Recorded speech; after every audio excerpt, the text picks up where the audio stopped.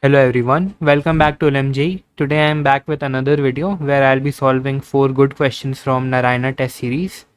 And do give the questions a try before you see the solution, and let me know if you have any doubts after seeing the solution. And don't forget to like and subscribe. So let's begin. The first question says that using the elements -3, -2, -1, 0, 1, 2, 3, we have to form 3 by 3 matrices, and then we have to uh, solve some options. So the first option is saying that the number of 3 by 3 matrices having the trace is equal to 0 is this much. So the trace is sum of diagonal elements.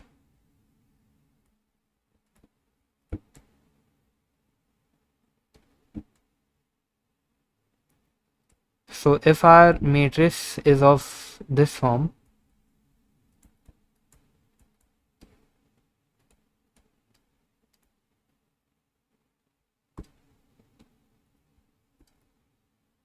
A22 and A23, A31, A32, A33, then we have to choose A1 plus A2 plus A3. This should be equal to 0. So we have to choose A1, A22, A33 in such a way that the sum is 0.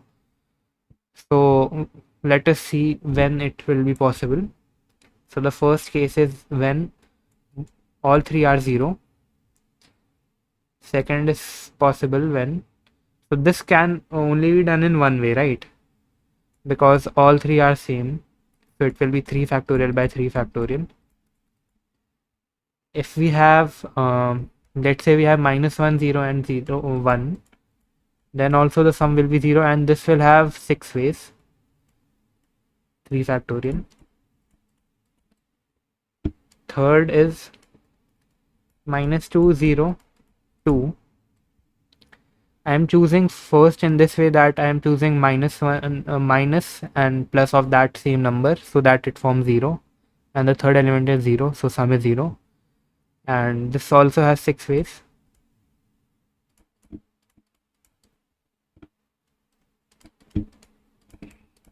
This also has 6 ways. Now there is another way of choosing the numbers, like I can choose 1, 1 and -2, 1, 2 and -3. But if we check further, 1, 3, then we don't have -4, or 2, 3, then we don't have -5. And similarly, we can choose -1, -1 and 2, -1, -2 and 3. So let us see those options also. 1, 1 and 0, 1, 1 and -2. This will have 3 ways, right? Because 1 and 1 are common, so we will have 3 factorial by 2 factorial ways, which is 3 ways. Sixth option is we can choose 1, 2 and -3. This will have 6 ways. Now we can choose -1, -1 and 2. This will have 3 ways. Same logic as the fifth way. And eighth option is -1, -2 and 3. This will have 6 ways. So in total we have 1 plus 6 plus 6 plus 6. 6 we have 5 times, so 30 plus 6, 36 plus 37. So total is 37 ways for diagonal elements.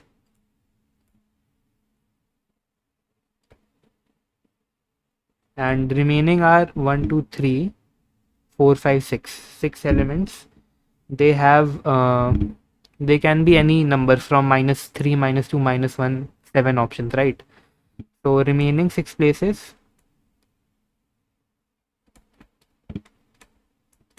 have 7 options. So the number of 3 by 3 matrices having trace 0,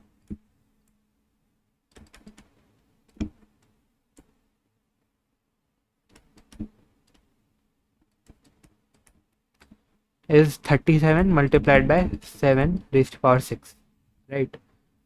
So option A is wrong and option B is correct.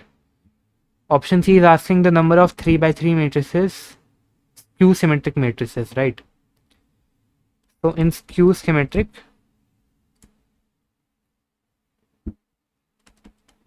the diagonal terms are 0.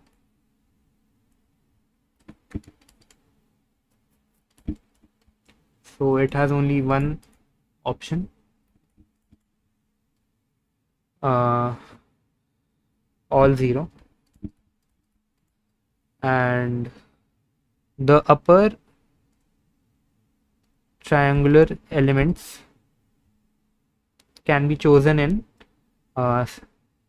each of the 3 upper triangular elements have 7 options. So it will have 7 raised to power 3 options. And if we choose the upper triangular options, it will automatically choose the lower triangular, right? Because in skew symmetric, the upper triangular and lower triangular elements are same.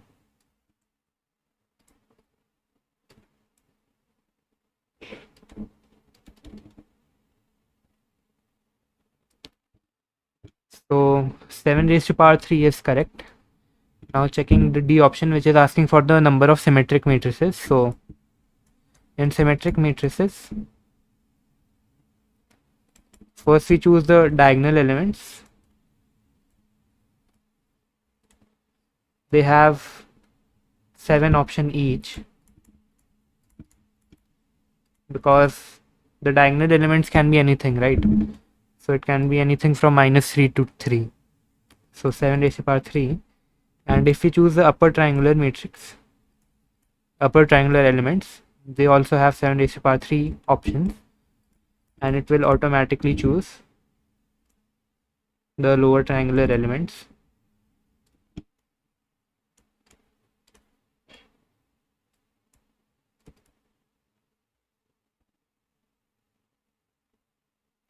So the number of options is 7 raised to power 3 multiplied by 7 raised to power 3, which is 7 raised to power 6. So option D is also correct. This is a nice question which involved concepts from both determinants and matrices and PNC. So the second question says a rational number is selected at random from the set of all rational numbers from the interval 2010 to 2011 open brackets, all of whose digits after the decimal point are non-zero and are in decreasing order. Then the number before the decimal point will obviously be 2010, and after the decimal point we can have the digits from 1, 2, 3 all up to 9, right? And we need to choose unique digits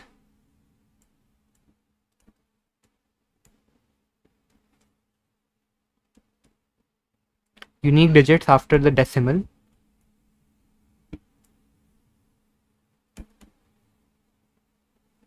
Because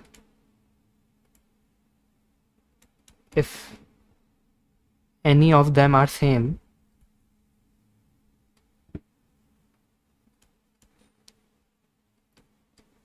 they won't form a strictly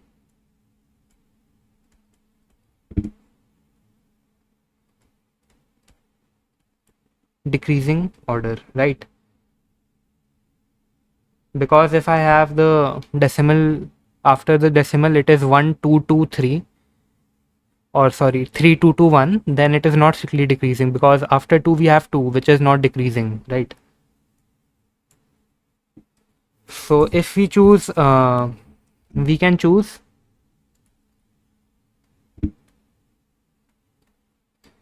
subsets of varying length.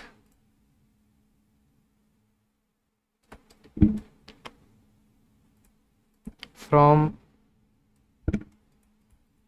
1, 2, 3, 4, 5, 6, 7, 8, 9, and they can always be arranged in decreasing order, right? If we choose 3, 4, 8, 9, then the decreasing order will be 3, 9, 4, 3, right? they can always be arranged in decreasing order.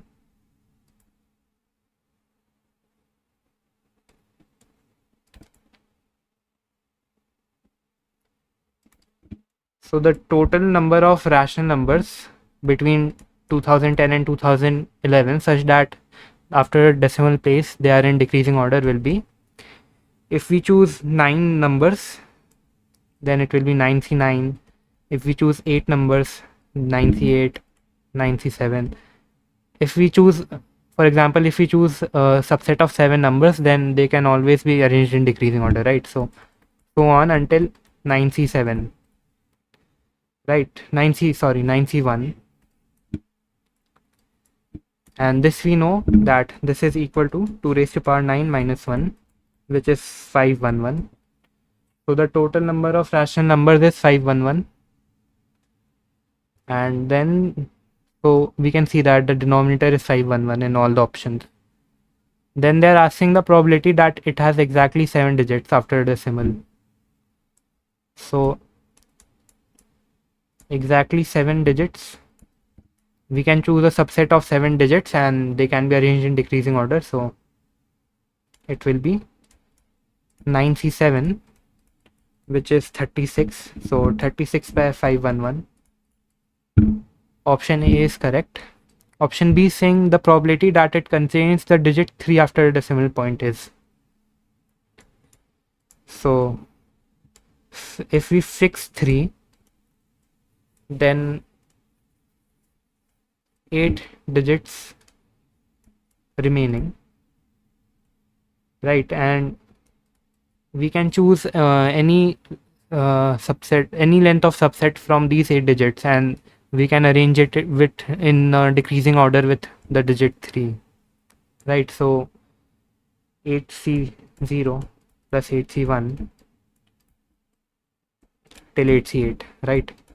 Because if we choose 0 digits from the remaining 8, then it will be 2010.3. If we choose 1 digit, then it can be, if the 1 digit is less than 3, then it can be 32 or 31, 10,000, 2010.31, 2010.32. Or if we choose a greater number than 3, then it will be 2010.53, for example. Similarly, up to 8 digits. So this will be 2 raised to power 8, which is 256. So 256 by 511.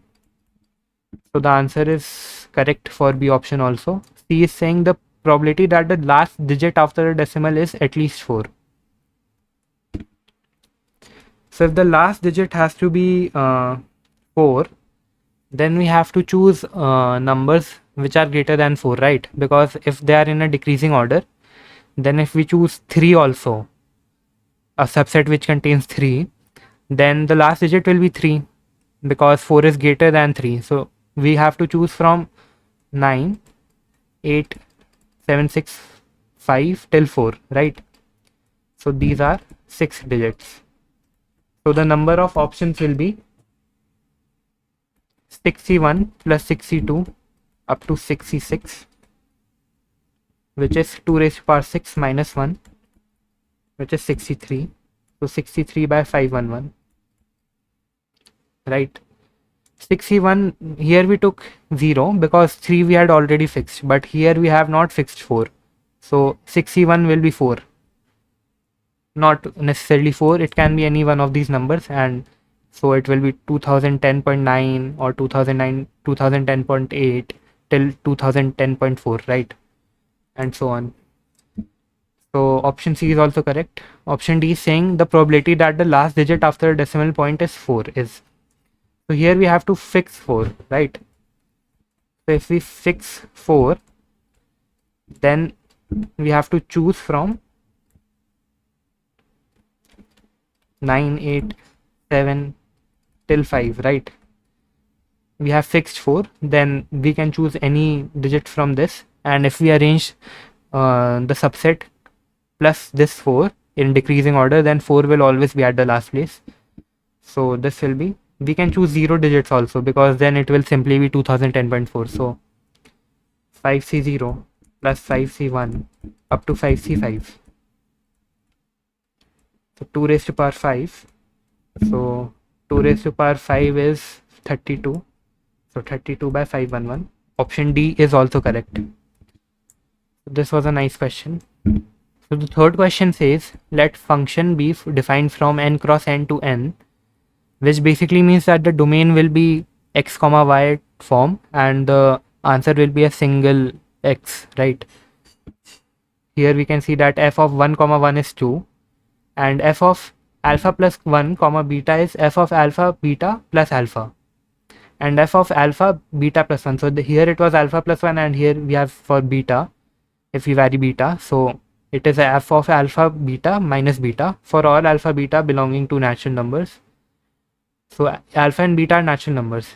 So here a and b will also be natural numbers for which it is equal to 2001. Then which of the following statements is true?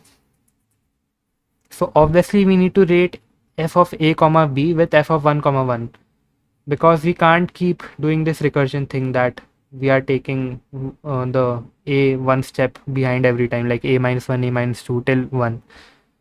So let me solve this. F of a comma b can be written as f of this. If this is a, then this will be a minus 1, right? So a minus 1 comma b plus a minus 1, which can be further written by converting this into f of a minus 2 plus a minus 1 from before. So this can finally be written as, if we take this till 1, it will be 1 plus 2 plus 3 up to a minus 2 plus a minus 1, right? So this is the sum of natural numbers till a minus 1. So it will be n multiplied by n plus 1 by 2, where n is a minus 1. So a minus 1 multiplied by a minus 1 plus 1, which is a, divided by 2 and f of 1 comma b. And now this can be further written by decreasing b using this formula, right? So this will become f of 1 comma b minus 1 minus of b minus 1 plus a minus 1 multiplied by a by 2 from before. So this will eventually lead up to f of 1 comma 1 minus 1 plus 2 plus 3 and so up to b minus 1, right? This all is in minus because here it was minus beta, and plus a minus 1 multiplied by a by 2 from before. So here we can similarly apply the sum of natural number formula and we will get f of 1 comma 1 minus b minus 1 b by 2 plus a minus 1 multiplied by a by 2. So now we need to find FAB such that it is equal to 2001. So this thing needs to be equal to 2001. So f of 1 1 minus b minus 1 b by 2 plus a minus 1 a by 2 is equal to 2001, and this f11 is 2, right? So we will get a minus 1 multiplied by a by 2 minus b minus 1 multiplied by b by 2 is equal to 2001 minus of 2, which is 1999. From here we can get that if we simplify this, we will get a square minus a minus b square minus b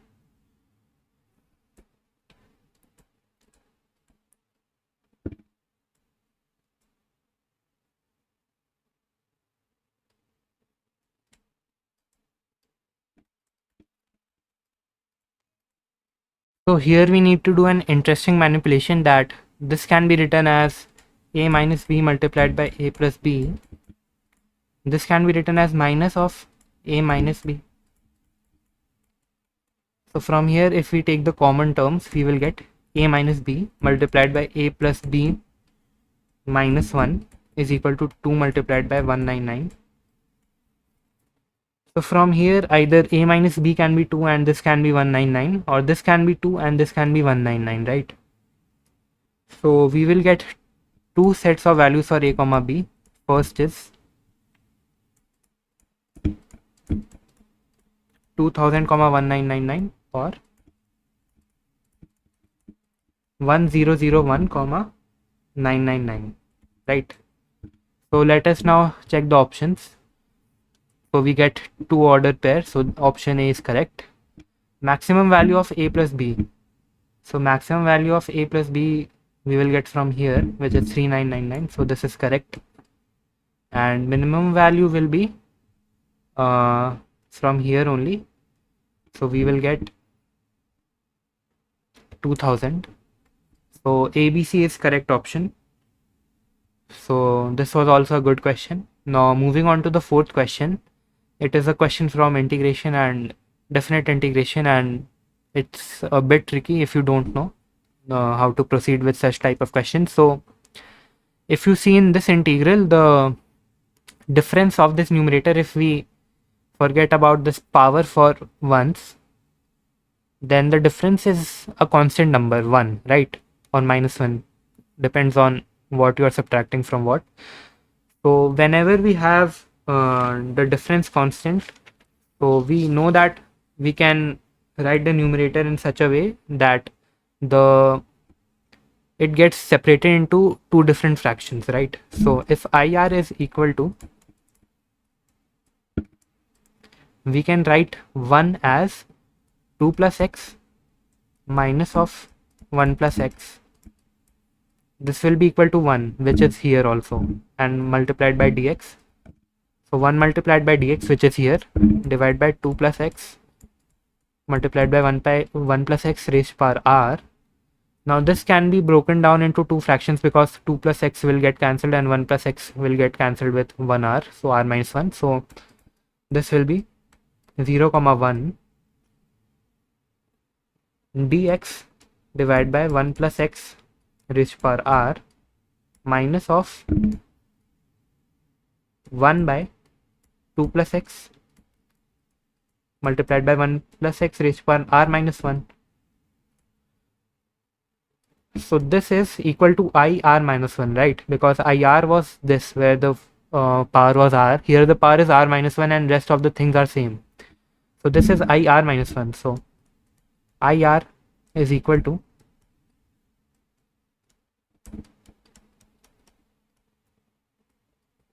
minus of IR minus 1. So we will get IR plus IR minus 1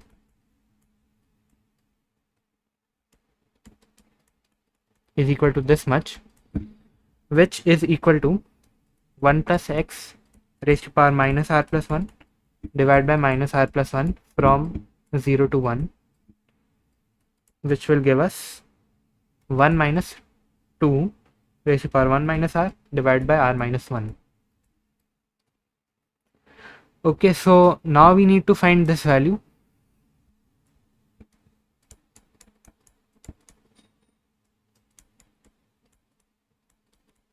So this can be, we have to write it in this form, right? So I can see that this can be written as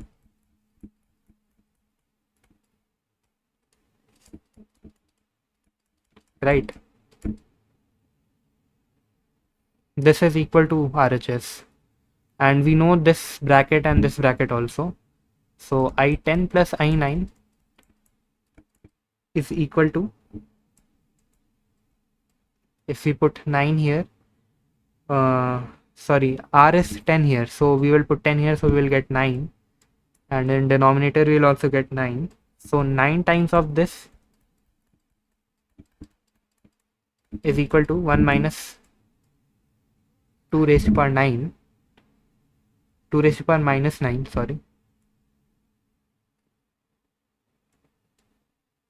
And I9 plus I8 is equal to, if we put 9 here, we will get minus 8. And 8 times of this is equal to